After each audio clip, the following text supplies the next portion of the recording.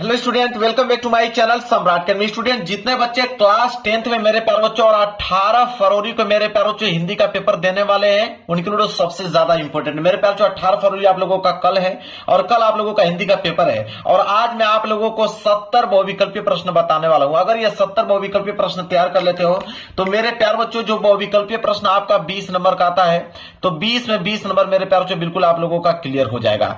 पूरे का पूरे किताब का मेरे प्यारे बच्चों वो मोस्ट इंपोर्टेंट क्वेश्चन लेकर आया हूं जो कि आपके एग्जाम में पूछा जाएगा, वो भी 100% मेरे पास तो गारंटी के साथ में लेता हूं कि अगर 20 बहुविकल्पीय प्रश्न जो आएगा आप लोगों का इसी 70 बहुविकल्पीय प्रश्नों में से आएगा। इसके बाद कोई वीडियो देखने की जरूरत नहीं पड़ेगी मेरे प्यारे बच्चों। और हिंदी की अगर हम बात करें तो हिंदी में आप लोगों के 95% मार्क्स पक्का आएगा मेरे प्यारे बच्चों।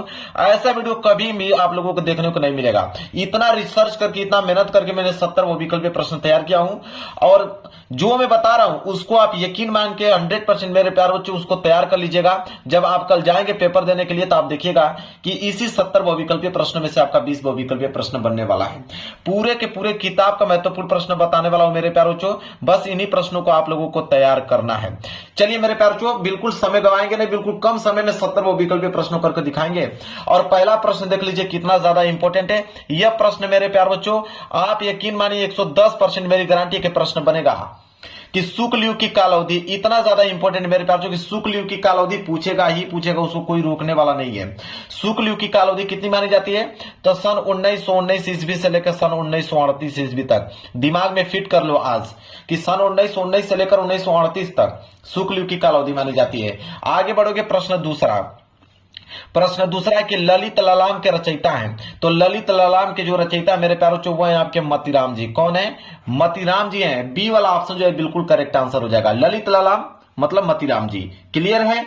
चलिए प्रश्न तीसरा देख लीजिए। पंडित प्रताप नारायण मिश्र लेखक हैं। तो जो पंडित प्रताप नारायण मिश्र लेखक है मेरे प्यारे बच्चों वो भारतेंदु युग के लेखक हैं। किसके? भारतेंदु युग के लेखक हैं। बी वाला ऑप्शन जो है बिल्कुल मेरे प्यारे बच्चों करेक्ट आंसर हो जाएगा।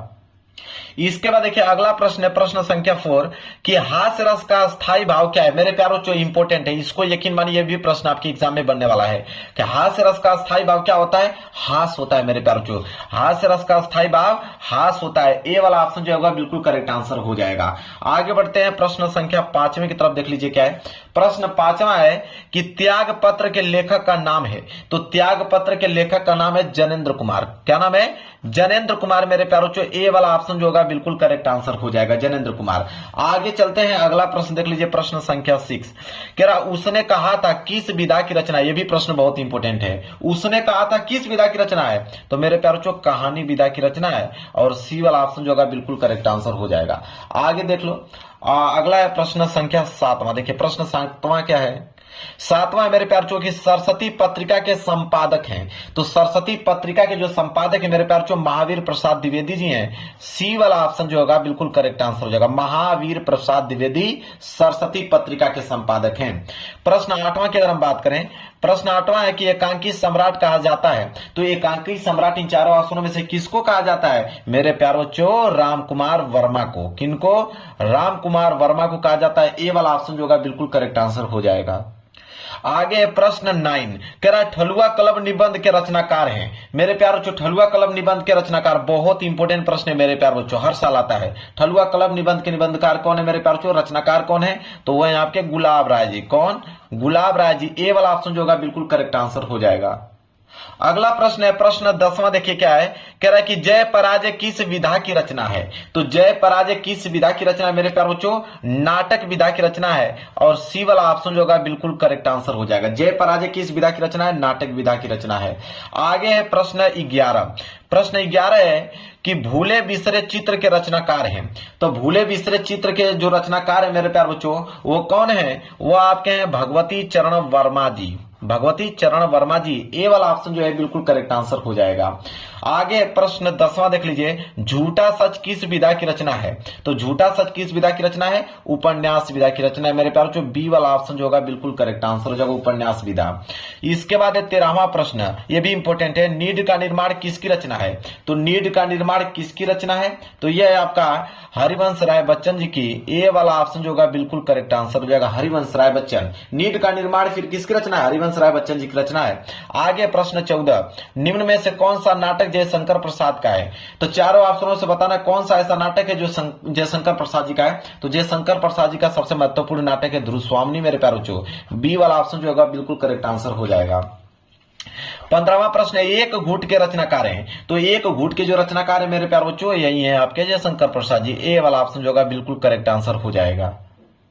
चलिए आगे प्रश्न 16वां मेरे प्यारे बच्चों। प्रश्न 16वां देखिए, कह रहा है कि झलमला किसकी रचना है? झलमला किसकी रचना है मेरे प्यारे बच्चों? तो झलमला की अगर हम बात करें तो यह आपका पद्म लाल पूनमलाल बख्शी जी की रचना है झलमला। सी वाला ऑप्शन जो होगा बिल्कुल करेक्ट आंसर हो जाएगा। आगे 17वां भी इंपॉर्टेंट है, बर्फ की गुड़िया के रचनाकार हैं। तो बर्फ की गुड़िया के जो रचनाकार है मेरे प्यारे बच्चों जयप्रकाश भारती जी हैं। बी वाला ऑप्शन जो होगा बिल्कुल करेक्ट आंसर हो जाएगा। इसके बाद 18वां देख लीजिए कि पानी में चंदा और चांद पर आदमी के लेखक हैं। तो पानी में चंदा और चांद पर आदमी के लेखक जो है वो जयप्रकाश भारती जी हैं। यहाँ पे ए वाला जो है बिल्कुल करेक्ट आंसर हो जाएगा। अगला प्रश्न है 19वां कि ठूठा आम किसकी रचना है? तो ठूठा आम किसकी रचना है? भगवत शरण उपाध्याय जी की। लो इतना ज्यादा सिंपल है, ए वाला ऑप्शन जो होगा बिल्कुल करेक्ट आंसर हो जाएगा। इसके बाद देखिए 20वां कि इससे तू न गई मेरे मन से रचनाकार हैं। तो इससे तू न गई मेरे मन से उसके रचनाकार कौन है? तो उसके रचनाकार है मेरे प्यारे रामधारी सिंह दिनकर। कौन? रामधारी सिंह दिनकर जी। ये वाला ऑप्शन जो होगा बिल्कुल करेक्ट आंसर हो जाएगा। इसके बाद 21वां प्रश्न है कि संस्कृति के 4 अध्याय के लेखक। तो संस्कृति के 4 अध्याय के लेखक डॉक्टर हजारी प्रसाद द्विवेदी नहीं, महावीर प्रसाद द्विवेदी ये भी नहीं है मेरे प्यारे जो रामधारी सिंह दिनकर। संस्कृति के 4 अध्याय के लेखक कौन है? रामधारी सिंह दिनकर। सी वाला ऑप्शन जो होगा बिल्कुल करेक्ट आंसर हो जाएगा। क्लियर है। आगे प्रश्न 22 कि भारतीय संस्कृति नामक निबंध के लेखक हैं। तो भारतीय संस्कृति नामक निबंध के लेखक कौन है? आपके डॉक्टर राजेंद्र प्रसाद जी हैं। बी वाला ऑप्शन जो होगा बिल्कुल करेक्ट आंसर हो जाएगा। इसके बाद है प्रश्न 23 कि मेरी अपनी आत्मकथा किस विधा की रचना है? तो मेरी अपनी आत्मकथा किस विधा की रचना है? तो मेरे प्यार जो आत्मकथा लग गया तो ऑलरेडी आप समझ लीजिए कि आत्मकथा विधा की रचना है। सी वाला ऑप्शन जो होगा बिल्कुल करेक्ट आंसर हो जाएगा। प्रश्न 24 कह रहा है कि निम्न में से कौन से निबंधकार शुक्ल युग के हैं? तो कौन से निबंधकार चारों ऑप्शन में से बताना है कि शुक्ल युग के हैं? तो मेरे प्यार बच्चों देखिए बाबू गुलाब राय, श्याम सुंदर दास, जयशंकर प्रसाद, ये तीनों लोग जो है शुक्ल युग के निबंधकार हैं, इसलिए उपयुक्त सभी। डी वाला ऑप्शन जो होगा बिल्कुल करेक्ट आंसर हो जाएगा। आगे बढ़ते हैं प्रश्न 25 की तरफ। कह रहा है कि हिंदी साहित्य के हिंदी साहित्य में शुक्ल युग की समय सीमा है। मैंने शुरू में यही आपको बताया था, पहला प्रश्न यही था कि शुक्ल युग की समय सीमा क्या है? सन 1919 से लेकर 1938 तक। इसको याद कर लेना, डबल स्टार बना लो मेरे प्यार, इतना ज्यादा इंपॉर्टेंट है। समझ लीजिए कि इसको मैंने 2 बार लिखा है, इतना ज्यादा इंपॉर्टेंट है। शुक्ल युग की समय जो सीमा होती है सन 1919 से लेकर 1938 तक मानी जाती है। 26वां प्रश्न है कि सूरज का 7वां घोड़ा किस विधा की रचना है? तो सूरज का 7वां जो घोड़ा है मेरे प्यारों जो उपन्यास विधा की रचना है। ए वाला ऑप्शन जो होगा बिल्कुल करेक्ट आंसर हो जाएगा। आगे है प्रश्न 27 तितली उपन्यास है। तो सबको मालूम है तितली तो जयशंकर प्रसाद का उपन्यास है, बहुत इंपॉर्टेंट उपन्यास है उनकी।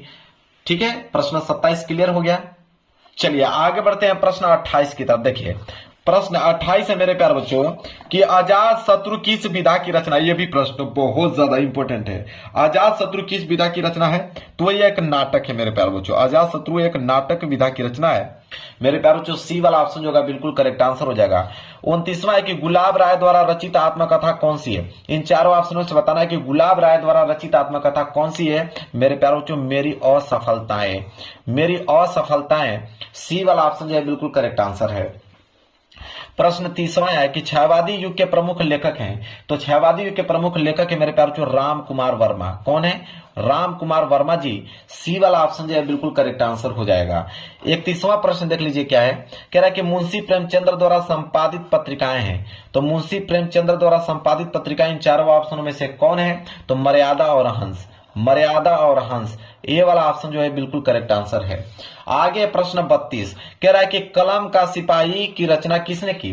तो कलम की सिपाही की रचना किसने की मेरे प्यारे? अमृत राय जी की रचना है। बिल्कुल बी वाला ऑप्शन जो होगा बिल्कुल करेक्ट आंसर हो जाएगा। इसके बाद 33वां प्रश्न है आकाशद्वीप और ममता कृति। बहुत इंपॉर्टेंट प्रश्न आ गया। आकाशद्वीप और ममता कृति किसकी है? जयशंकर प्रसाद जी की। किनकी? दोनों जो है कृतियां जयशंकर प्रसाद जी की हैं। इसके बाद है 34 प्रश्न कि गबन उपन्यास है। तो गबन उपन्यास किसकी है? सबसे सिंपल है, मुंशी प्रेमचंद्र जी की। यहां पे ए वाला ऑप्शन जो होगा बिल्कुल करेक्ट आंसर हो जाएगा। इसके बाद 35वां भी देखिए बहुत इंपॉर्टेंट है, चिंतामणि निबंध संग्रह बहुत इंपॉर्टेंट है। चिंतामणि निबंध संग्रह किसकी है मेरे प्यारे? आचार्य रामचंद्र शुक्ल जी की। ए वाला ऑप्शन जो है बिल्कुल करेक्ट आंसर हो जाएगा। आगे बढ़ते हैं, प्रश्न 36 कर गुनाहों के देवता उपन्यास के लेखक हैं। तो गुनाहों के देवता उपन्यास के लेखक कौन है मेरे प्यारे? धर्मवीर भारती जी। ए वाला ऑप्शन जो है बिल्कुल करेक्ट आंसर हो जाएगा। आगे है प्रश्न 37 क्या लिखूं किस विधा की रचना है? तो क्या लिखूं किस विधा की रचना है मेरे प्यारे? निबंध विधा की रचना है। ये वाला ऑप्शन जो है बिल्कुल करेक्ट आंसर हो जाएगा। 38वां की मेरी तिब्बत यात्रा कृति है। तो मेरी तिब्बत यात्रा कृति किनकी है? राहुल संकृत्यायन जी की। किनकी? राहुल संकृत्यायन। ये वाला ऑप्शन जो है बिल्कुल करेक्ट आंसर हो जाएगा। 39 देख लीजिए, हिंदी का प्रथम नाटक माना जाता है। तो हिंदी का जो प्रथम नाटक माना जाता है मेरे प्यारे नहूस को माना जाता है। यहाँ पे बी वाला जो है बिल्कुल करेक्ट आंसर हो जाएगा। हिंदी का प्रथम नाटक नहूस को माना जाता है। चलिए अगला प्रश्न है प्रश्न 40 मेरे प्यारों। देखिए प्रश्न 40 है कि हिंदी का प्रथम उपन्यास है, बहुत इंपॉर्टेंट। तो हिंदी का प्रथम उपन्यास मेरे प्यारों परीक्षा गुरु है। क्या है? परीक्षा गुरु। ए वाला ऑप्शन जो है बिल्कुल करेक्ट आंसर हो जाएगा। इसके बाद 41वां प्रश्न कि हिंदी की प्रथम कहानी। तो हिंदी का जो प्रथम कहानी मेरे प्यारों इंदुमती। कौन है? इंदुमती। सी वाला ऑप्शन जो है बिल्कुल राइट आंसर हो जाएगा। ये दोनों प्रश्न देखिए, हिंदी की प्रथम कहानी और हिंदी का प्रथम उपन्यास, ये दोनों प्रश्न बनेंगे आपके पेपर में, इतना याद रखिएगा। इसके बाद देखिए प्रश्न 42 है कि आंसू के रचनाकार हैं। तो आंसू के रचनाकार कौन है? जयशंकर प्रसाद जी। कौन है? जयशंकर प्रसाद। डी वाला ऑप्शन जो है बिल्कुल करेक्ट आंसर है। 43 है कि क्षयवाद की विशेषता है। देखिए विशेषता से एक प्रश्न बनना अनिवार्य है। तो क्षयवाद की जो विशेषता है मेरे प्यारों सौंदर्य एवं प्रेम, बहुत इंपॉर्टेंट है। 100% चांस है मेरे प्यारों इस प्रश्न का आने का कि क्षयवाद की विशेषता है सौंदर्य एवं प्रेम। इसके बाद है 44 कि हिंदी का प्रथम महाकाव्य माना जाता है। ये भी प्रश्न बहुत इंपॉर्टेंट मेरे प्यारों। तो हिंदी का प्रथम महाकाव्य माना जाता है किसको मेरे प्यारों? पृथ्वीराज रासो को। ए वाला ऑप्शन जो है बिल्कुल करेक्ट आंसर हो जाएगा। आगे बढ़ते हैं, अगला प्रश्न है प्रश्न 45 आधुनिक युग की मीरा। मेरे प्यार बच्चों बहुत इंपॉर्टेंट है। आधुनिक युग की मीरा किसे कहा जाता है? महादेवी वर्मा को। ए वाला ऑप्शन जो है बिल्कुल करेक्ट आंसर हो जाएगा। इसके बाद अगला है 46 कि क्षयवाद के कवि हैं। तो क्षयवाद के कवि चारों ऑप्शन में से कौन है? तो क्षयवाद के कवि आपके जयशंकर प्रसाद जी। बी वाला ऑप्शन जो है बिल्कुल करेक्ट आंसर हो जाएगा। अगला है 47 तुलसीदास द्वारा लिखा गया महाकाव्य है। तो इसमें से बताइए कि तुलसीदास द्वारा लिखा गया महाकाव्य क्या है? श्री रामचरितमानस मेरे प्यार बच्चों। डी वाला जो है बिल्कुल राइट आंसर हो जाएगा। ये भी प्रश्न बहुत ज्यादा इंपॉर्टेंट है, पूछता है कि तुलसीदास द्वारा लिखा गया महाकाव्य कौन है? श्री रामचरितमानस। इसके बाद देखिए 48 पृथ्वीराज रासो लिखा है। तो पृथ्वीराज रासो जो है वो लिखे हैं क्या? चंदर बरदाई। क्या? चंदर बरदाई। बी वाला ऑप्शन जो होगा बिल्कुल राइट आंसर हो जाएगा।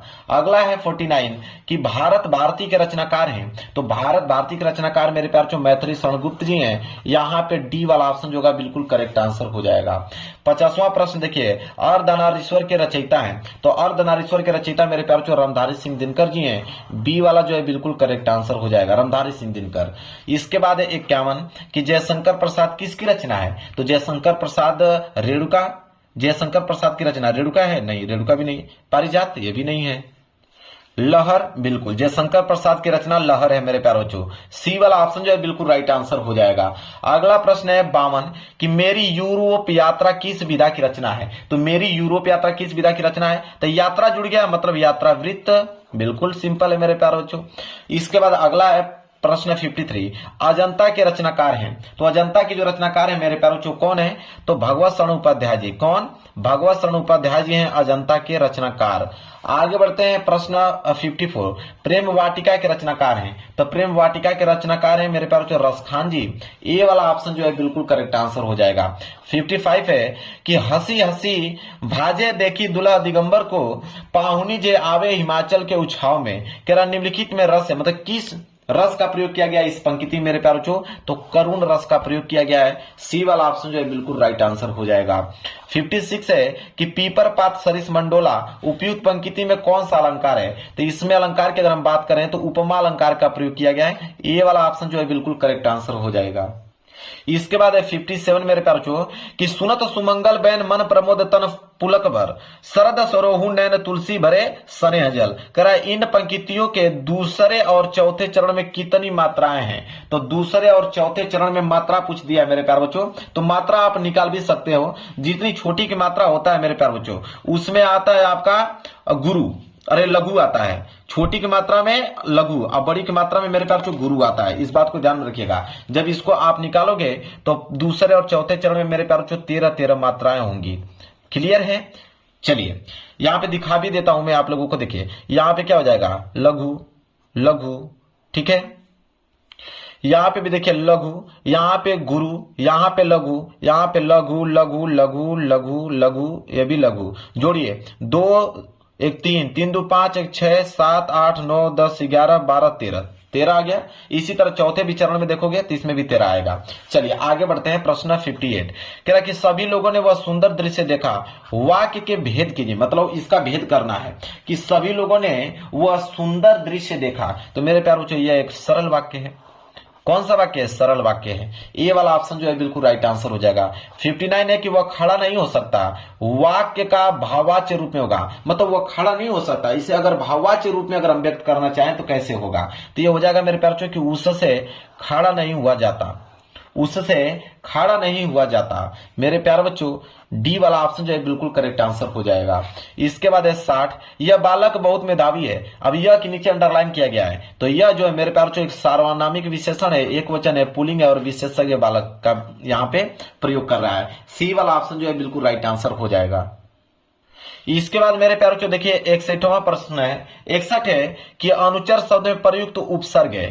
तो अगर इसे तोड़ोगे मेरे प्यारों, उपसर्ग का मतलब जो आगे जुड़ता है, इसे तोड़ोगे तो हो जाएगा अनुधन चर के रूप में टूटेगा। अनुधन चर के रूप में टूटेगा तो अनु यहाँ पे आगे जुड़ा हुआ है तो अनु ही उपसर्ग कहलाएगा। बी वाला ऑप्शन जो है बिल्कुल राइट आंसर हो जाएगा। इसी तरह का रहा गंगा यमुना का समास विग्रह है। तो गंगा और यमुना का समास विग्रह करोगे तो गंगा और यह है आपका योजक चिन्ह। जब भी योजक चिन्ह आ जाए इसका मतलब और होता है, तो इसका अर्थ हो जाएगा गंगा और यमुना। तो गंगा और यमुना मतलब ए वाला ऑप्शन जो है बिल्कुल करेक्ट आंसर हो जाएगा। आगे बढ़ते हैं। प्रश्न 63 कह रहा कि सुहाग शब्द का तत्सम रूप है। तो सुहाग का होता है सौभाग्य मेरे प्यार बच्चों। यहाँ पे सी वाला ऑप्शन जो है बिल्कुल राइट आंसर हो जाएगा। 64 है कि तद पुल्लिंग शब्द का अगर हम चतुर्थी विभक्ति और एक वचन का रूप देखेंगे तो क्या होगा? तो ये हो जाएगा आपका तस्य। ये वाला ऑप्शन जो है बिल्कुल राइट आंसर होगा। 65 है कि त्रिवेणी में कौन सा समास है? तो त्रिवेणी में मेरे प्यार जो द्विगु समास है। यहाँ पे सी वाला ऑप्शन जो है बिल्कुल राइट आंसर हो जाएगा। 66 है कि अच्छी शब्द का तद्भव है। तो अच्छी का तद्भव मेरे प्यारों जो आंख होता है। ये वाला ऑप्शन जो है बिल्कुल राइट आंसर हो जाएगा। इसके बाद है 67 प्रश्न, निम्नलिखित में से अग्नि का प्रवाची नहीं है। तो अग्नि का प्रवाची शब्द अनिल मेरे प्यार जो नहीं है, बाकी आपका ज्वालस, पावक, अनल ये तीनों है। इसके बाद 68 कि यही कहीं बिखर गई वह भग्न विजय माला सी। कह रहा है कि उपयुक्त पंक्ति में अलंकार है, मतलब किस अलंकार का प्रयोग किया गया इसमें या किस अलंकार का उदाहरण है? तो इसमें उपमा अलंकार है मेरे प्यारों। उपमा अलंकार का उदाहरण है मेरे प्यारों कि यही कहीं पर बिखर गई वह भग्न विजय माला सी। आगे आपका 69 कि जथा पंख बिनु खग अति दीना मणि बिनु फन कारबर करहीन। कह रहा है कि अस मम जीवन बंधु बिनु तो ही जो जड़ देव जियावे मोही। कह रहा है कि इन पंक्तियों में रस है, मतलब किस रस का प्रयोग किया गया है? तो इसमें मेरे प्यार जो करुण रस का प्रयोग किया गया है। सी वाला ऑप्शन जो है बिल्कुल राइट आंसर हो जाएगा। इसके बाद तुम किस कक्षा में पढ़ते हो? अब तुम के नीचे अंडरलाइन कर दिया गया है। तो देखिए तुम एक सर्वनाम है, माध्यक पुरुषवाचक है, पुल्लिंग है और एक वचन है, इसलिए डी वाला ऑप्शन जो है बिल्कुल राइट आंसर हो जाएगा। अब मैंने 70 बहुविकल्पीय प्रश्न बता दिया। अगर 70 बहुविकल्पीय प्रश्न तैयार कर लिए तो मेरे प्यारे बच्चों 20 के 20 बहुविकल्पीय प्रश्न करके मेरे प्यारे बच्चों चले आओगे। वीडियो पसंद आए तो लाइक कर दीजिएगा, चैनल पर नए हो तो चैनल को जरूर सब्सक्राइब कर लीजिएगा। मिलेंगे एक प्यारे से नेक्स्ट वीडियो में, तब तक के लिए धन्यवाद।